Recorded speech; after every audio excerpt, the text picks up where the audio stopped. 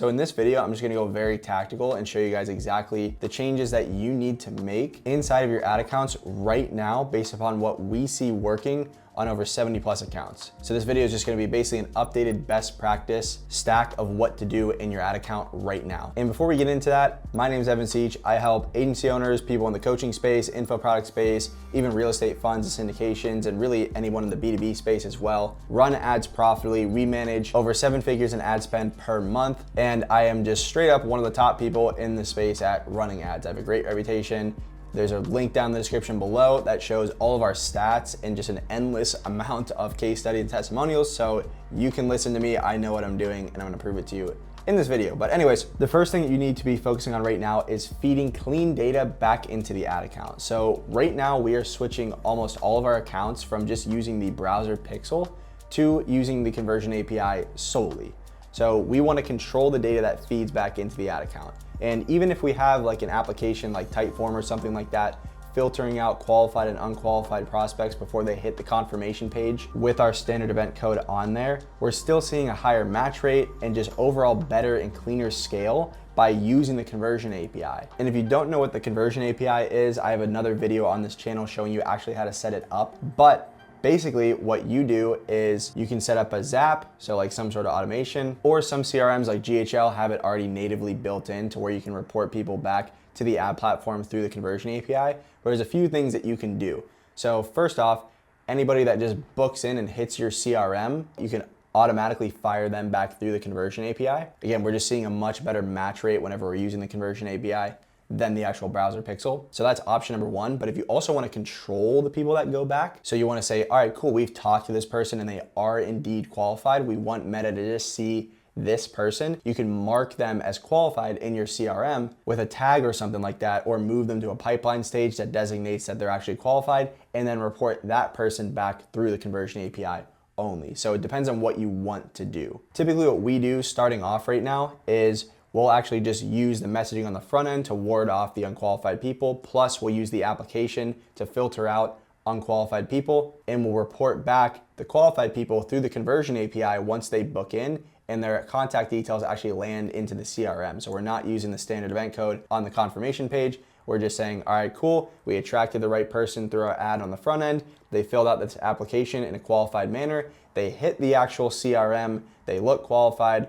Cool, they fire back through autonomously through the conversion API through Zapier or some sort of native integration with your CRM. Now, if we start to see unqualified people seeping through, like in my sales team's like, hey guys, these people that have landed, they're kind of unqualified, we don't really want them. First, we'll change the messaging on the front end or see if we can do something within the funnel or the application to ward off those people. But what we also will do is we'll just have somebody manually mark the lead as qualified or unqualified in the CRM, and then that will fire it back through the conversion API into the ad platform. So it won't be like, all right, they booked in, they hit the CRM, they immediately fire back.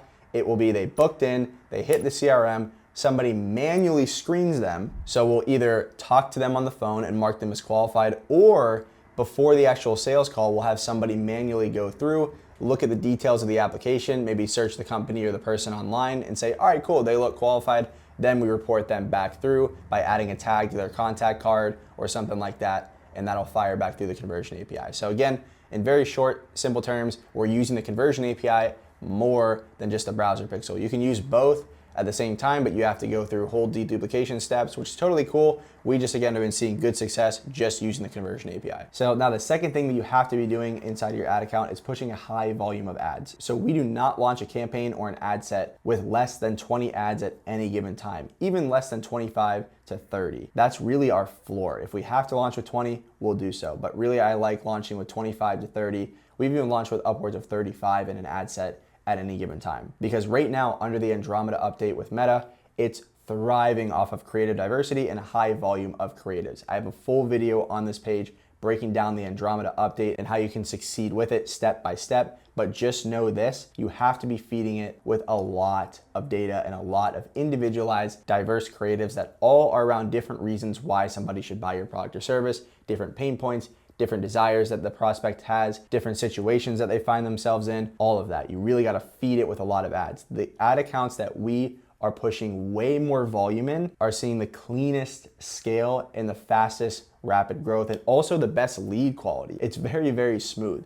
The clients that we work with that we just struggle to get them to film ads, they're the ones that see these big swings, because what happens is as you just spend more and more and more on the same creatives over and over again, and you don't feed Meta with a bunch of creatives, sure, ad fatigue occurs, but at the same time too, you're just blowing into colder and colder audience buckets and just getting worse and worse leads as time goes on. So just literally sit down and say, I'm gonna make a minimum of 120 ads every single month, fully scripted, individualized, not hook and body variations. I'm gonna film them and I'm gonna keep some on reserve and I'm gonna launch some in the account. I always love at any given time having 20 to 25 ads that are just chilling in a Google Drive, ready to launch in case I hit ad fatigue or in case I just start getting bad lead quality coming through. And also, by the way, if you're running a campaign and it was getting good lead quality for a certain period of time and it starts to get bad lead quality, then what you can do is essentially just hold off on sending data back to the ad platform so you can get out of that audience bucket pretty quick. And then once you start on the back end through your CRM seeing, okay, cool, we're starting to get good leads coming back in here, then you can start reporting those people back through the conversion API or just put the pixel back on the page in that scenario. Plus, also sometimes we've had to duplicate out campaigns and ad sets and kind of like reset the machine learning model that is Meta,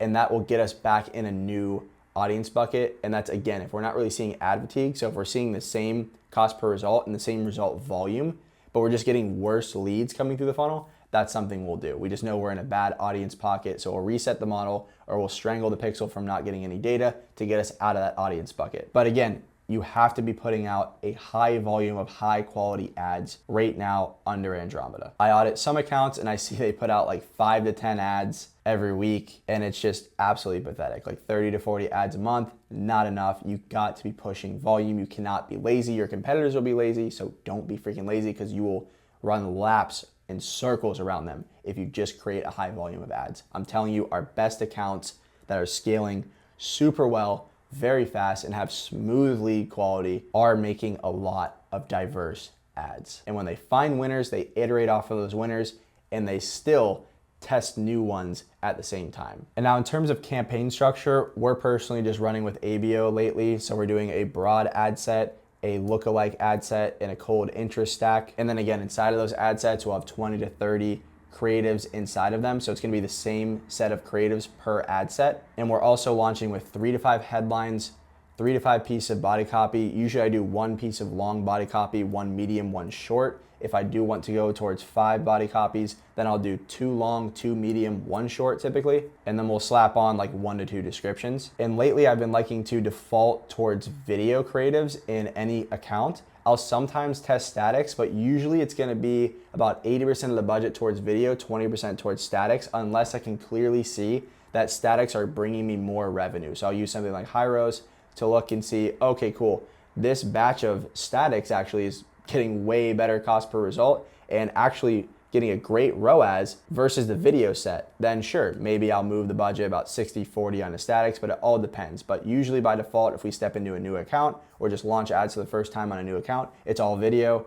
And then over time, I'll mix in some statics. But right now we're seeing the best cost per result, the best quality, and the best scale with video ads. And now in terms of having like a testing campaign and a scaling campaign, we don't really do that unless we're working on an account that is $1,000 plus per day. Because here's the thing, if you're below $1,000 per day in spend, everything is a test campaign. You don't really have enough money to put $100 to $200 per day into a testing campaign plus have a scaling campaign. So I literally just launch ads and scale it if it works. Once it stops working, I run a bottleneck analysis to see why it stopped working, or I just run an ad fatigue protocol, I refresh the creatives, and I relaunch with it. But sometimes when we're working on an account that is $1,000 plus per day in overall spend, sure, we'll run a testing campaign at $200 per day. Once I know that the campaign I've been trying to scale has capped out essentially at that $1,000 per day mark, meaning I can't profitably scale that campaign past that certain spend threshold, then sure, I'll launch another campaign as a test with new messaging, new angles, and new ads, and I'll put $200 as a test budget on that and see if I can convert it into a scaling campaign. But again, I don't really like to do this thing where I have a testing campaign, then I find winners and I move it to a scaling campaign. No, if something's working, I don't disrupt it, I just scale it. Once it stops working, I either create a refresh and follow ad fatigue protocol, or I'll look at a bottleneck analysis and see if there's anything else that is choking this funnel and not allowing it to perform, and then I'll just make the calls according to that. Next is the whole enhancement suite that Meta tries to throw onto your ads. I toggle the majority of those things off, so like adding the music, the AI optimizations, all this stuff. I toggle all those things off, especially site links. I hate those things. Toggle those things off, okay? And the only thing that I'll basically like keep on is the reveal details over time. But what you want to do is you want to go into here and toggle off this site link stuff right here. We hate those, okay? So make sure that this says off like it is here. And then also just scrolling down, we again turn off all of the enhancements. So these Advantage Plus creative enhancements, we toggle those off. Sometimes on video, I'll leave the reveal details over time enhancement on, but other than that, I toggle those things off. We've seen negative impacts on our cost per result and our ad performance by having a lot of these on. And let me just show you inside of an account here real quick. So this is one of our campaigns, right? So we have a lookalike audience, broad, and an interest stack. We're running an ABO. We just launched this yesterday. So I split the budget for the campaign across those ad sets, and then inside of one of the ad sets right here, these are all statics, but we have 21 ads chilling inside of this set right here. And another thing is call funnels still work. Okay, I know a lot of people are saying, oh, call funnels are dead and all that. They still work. I personally think if you built your entire brand off of villainizing some sort of funnel type, you're just not gonna make it, and you just suck at all the funnel types. Like, just say that. Just say, I don't know how to scale a call funnel, okay? Totally cool. But again, call funnels, they do work. You just gotta have the right messaging on the front end, and you have to warm them up on the back end and get them to show up to the call. That's it. Most of the time, call funnels don't work because you have a weak attraction offer on the front end and weak messaging. Very simple. Or of course, your funnel just sucks. It looks like garbage. There's too much friction where there doesn't need to be friction. You don't have a bunch of calendar availability. Stuff like that can all negatively impact it. But people are still booking in calls and they're still buying stuff off sales calls in any industry. So they still work. And once I'm over about $1,000 to $2,000 a day in spend, sure, maybe I'll tack on some other mechanism as a hedge, like a low ticket or a webinar funnel or a quarterly challenge or something like that. Totally cool, because some people convert through different conversion mechanisms. Like me, dude, I never hop on a webinar. I will never buy stuff off of a webinar, literally ever. But call funnels, I book in calls all the time from ads, and I buy stuff off of sales calls. I also can't think of one time where I've ever bought a low ticket thing, maybe one time. So I don't convert on low ticket funnels. But initially, the easiest funnel to get ROI on is a direct response call funnel. So if you're just starting out, do that, maximize it, then later down the line, add a hedge. And also what I love doing nowadays is having a warm audience webinar. So every single month we'll have a new topic for a webinar that will hit our email list. We'll also do retargeting ads on, and we'll push it on socials to just basically be a CRM and an audience cleanup every single month. And also I love doing quarterly challenges as well. And these are usually paid challenges as a big CRM sweep and cash grab. So those are kind of like two tidbits of things I love to do at any given point, regardless of what conversion mechanism I'm running on the front end. And then finally, a big thing is just having a great front end attraction offer. You don't always have to run ads to your call funnel that pitches your retainer. You don't have to do that. You can have some sort of front end offer that's super attractive. Like for us, for example, we scaled quite a bit off of a front end offer that was, we'll beat your best performing ad campaign guaranteed in 30 days. So we'll beat your best performing ad that you've ever ran in your account in 30 days, fully guaranteed. And what would happen is people would show up to the sales call and we'd say, hey, cool. So we're gonna make these 10 ads for you here, 10 videos, 10 statics. And to qualify for the guarantee, you also have to fix up your funnel in this way because your funnel looks like shit. We give you a template, you can do it yourself.